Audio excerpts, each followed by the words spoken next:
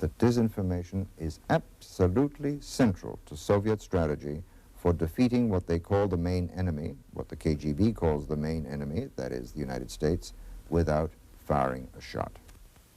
So practically every Soviet citizen abroad who is on official mission is involved in intelligence gathering information or active measures activity one way or other.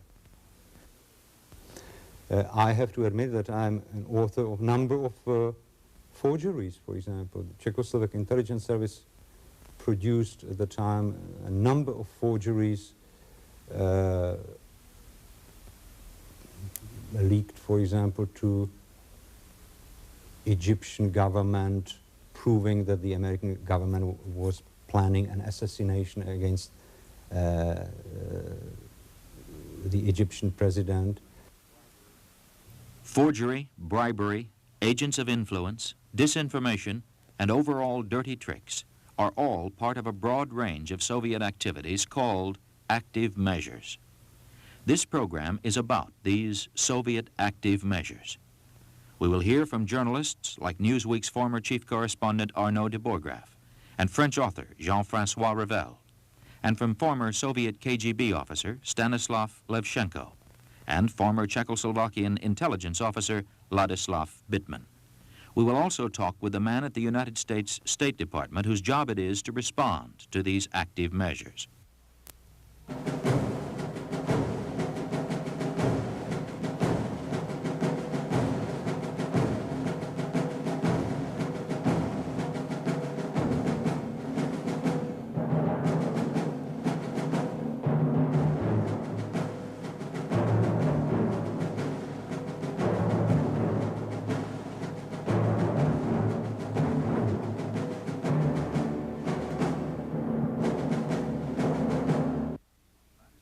In the mid-1960s, Ladislav Bittman was deputy director of the Czechoslovakian Intelligence Service Department of Disinformation. In 1968, after the Soviet invasion of Czechoslovakia, he defected to the United States. Disinformation is actually a deliberately distorted or manipulated information that is leaked into the communication system of the opponent with the expectation that it would be accepted as genuine information and influence either the decision-making process, for example, or to influence or manipulate public opinion. Jean-François Revel was director of France's leading news magazine, L'Express, for a number of years. Today he is the author of a long list of books on politics and philosophy. La désinformation, ce n'est pas simplement le mensonge. Disinformation is not simply lies or falsifications. It is the art of having your enemies say what you want them to say.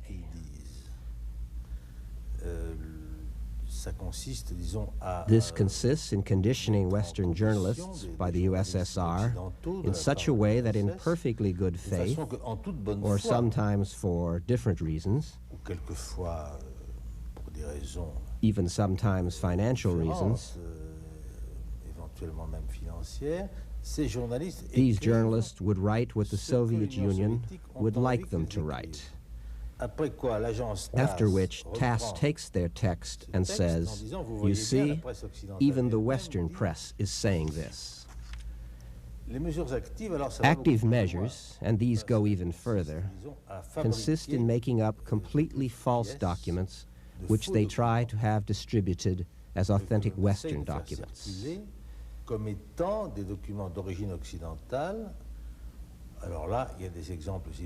We have many famous examples, from the Festler report of 1952 to the so-called fake letter of Ronald Reagan to the King of Spain, Juan Carlos, in which Reagan said Spain must join NATO or else you will see what will happen to you. This was a fake.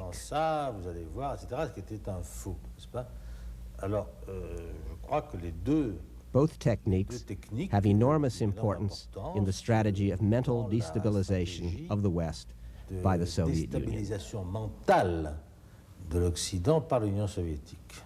Stanislav Levchenko is an expert in the field of Soviet active measures. In the middle 1970s, he was a major in the KGB, the Soviet Union's intelligence service. He formerly worked with a major Soviet front group. Afterwards, he was in the international department of the CPSU, which plans and oversees active measures for the Soviet Union internationally.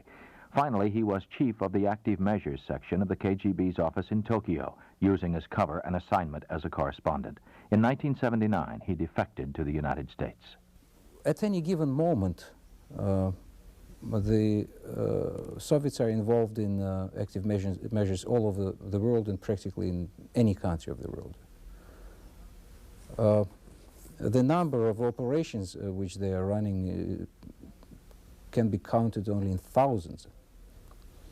We're talking about many thousands of people, probably somewhere at least 15,000 people who in the Soviet Union and outside of the Soviet Union are involved in that kind of actions on regular and daily basis. On the very top tip of the pyramid is the Soviet Politburo, which approves the most dramatic and large-scale global or regional active measures.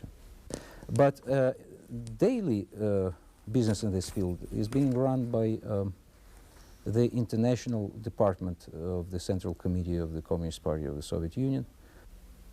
International Department is responsible for planning, coordination, and implementation of the Soviet active measures abroad.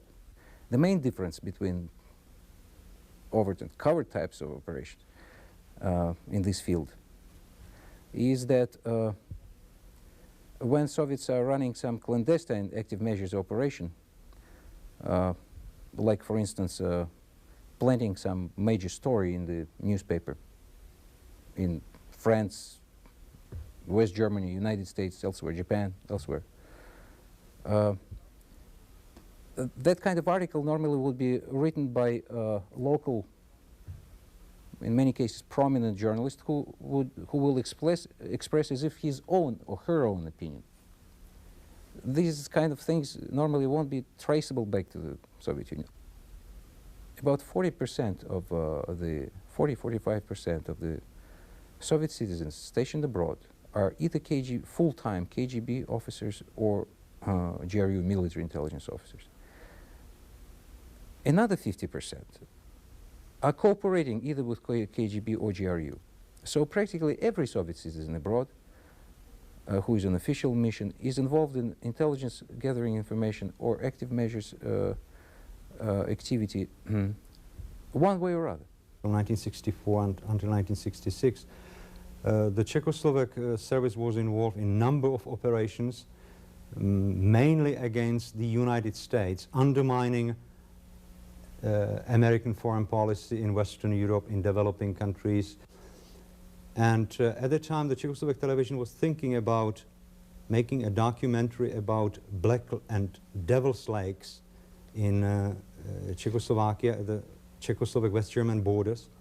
And that actually brought the Czechoslovak Disinformation Department with the idea to use it to put something in one of the lakes, and that then the television would discover it. And we actually prepared a series of documents for that purpose. Well, originally we dropped 4 chests at the bottom of the Black Lake. They were actually empty. There were no documents at that time because we still didn't have these documents. We were still searching for the documents. And then came the Czechoslovak television team, and I was one of the divers. They didn't know that I was an intelligence officer. They thought that I was one of the Czechoslovak officials at Ministry of Foreign Affairs.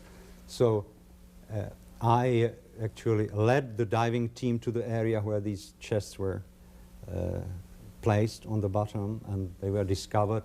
And the Czechoslovak Ministry of Interior announced at a special press conference that historically important documents were discovered in that lake. And that was the beginning of a campaign that lasted for about 2 years.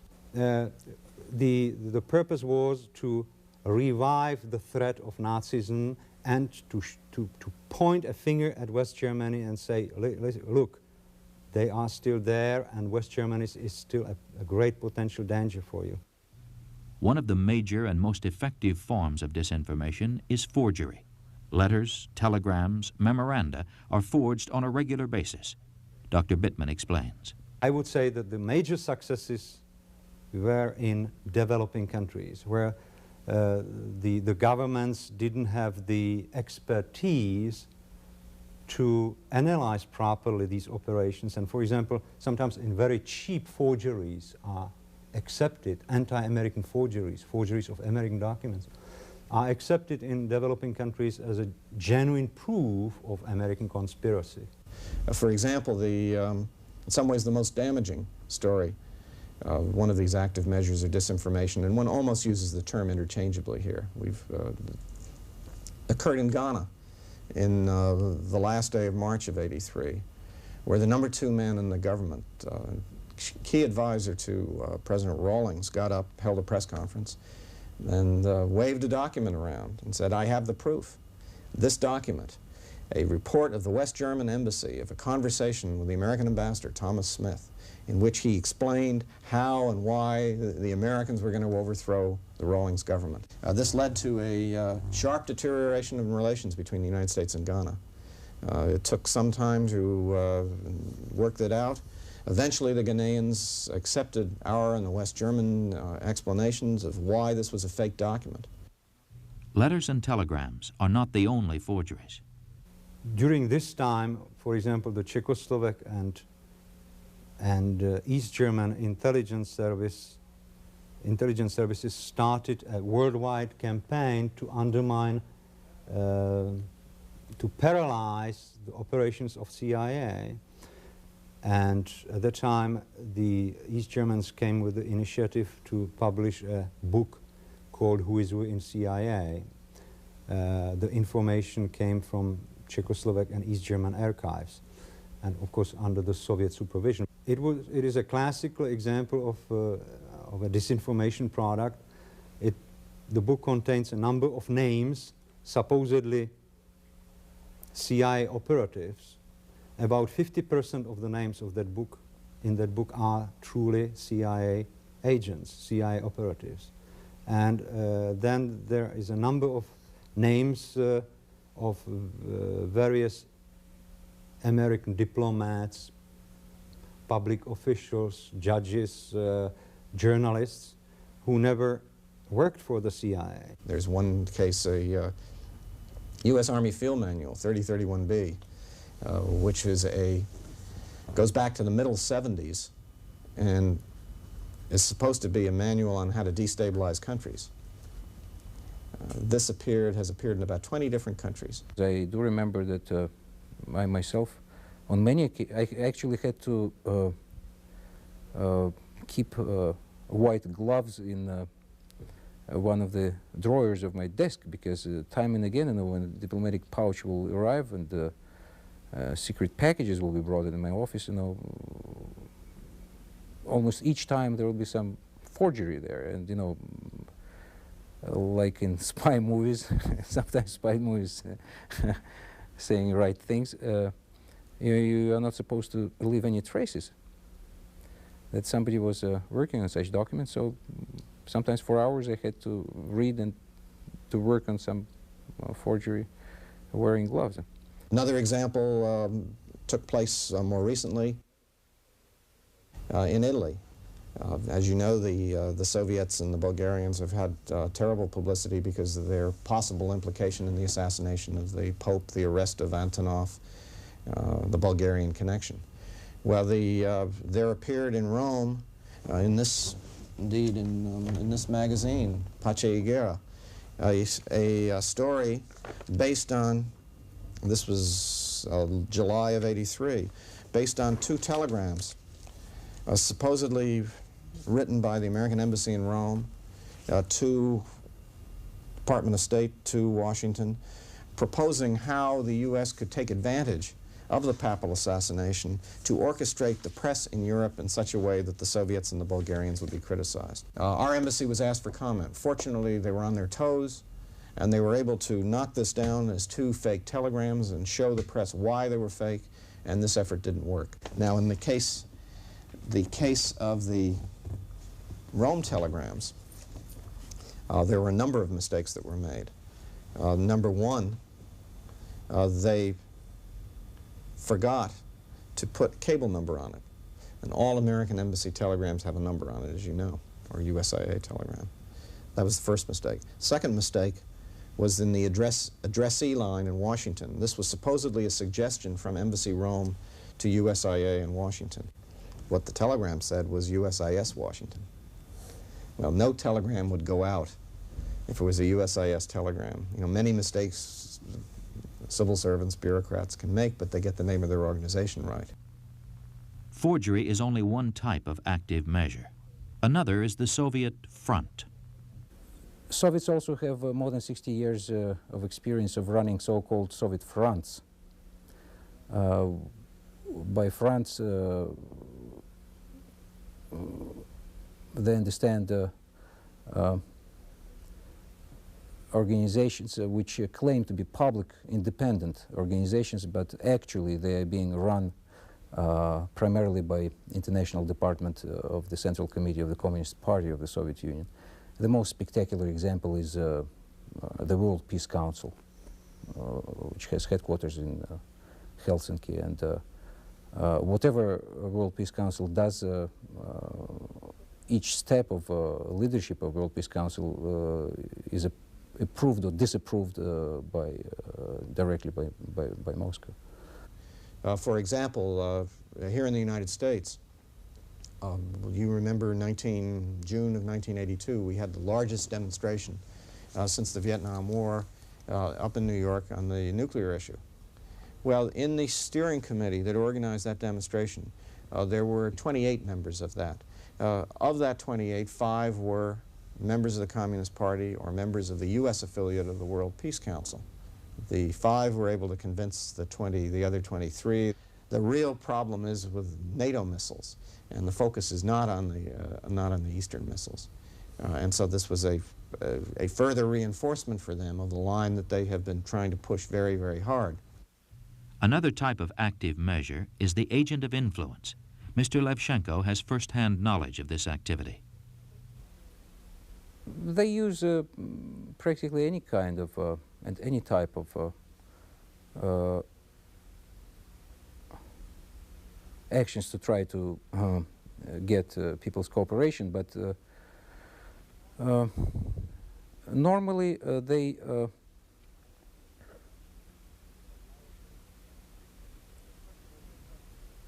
first of all, they're trying to recruit so-called agents of influence.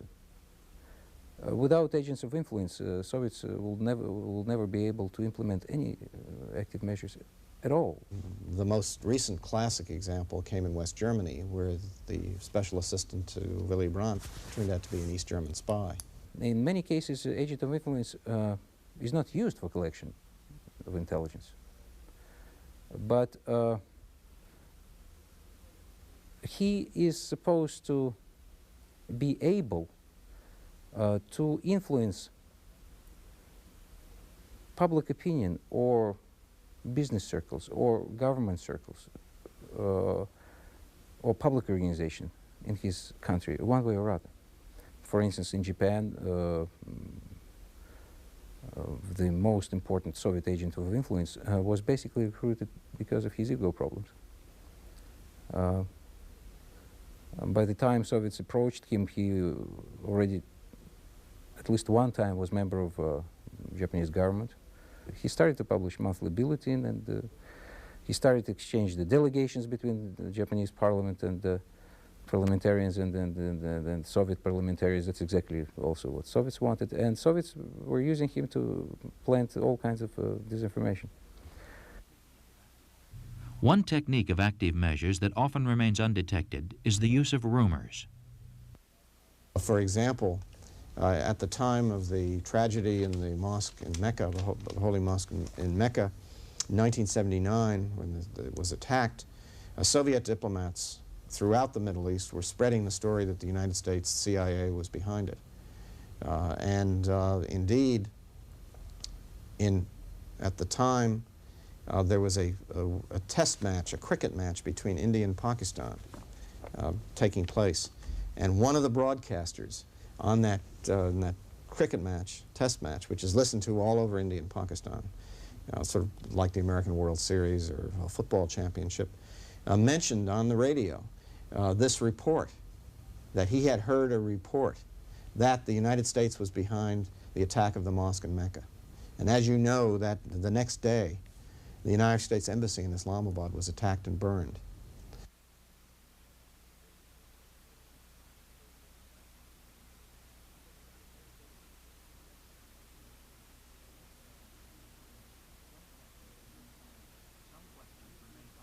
Some questions remain unanswered. What is the effect of all these active measures? And why do the Soviets engage in these activities? Of course, we cannot, they are not so naive to think that one successful disinformation operation can totally change the balance of power.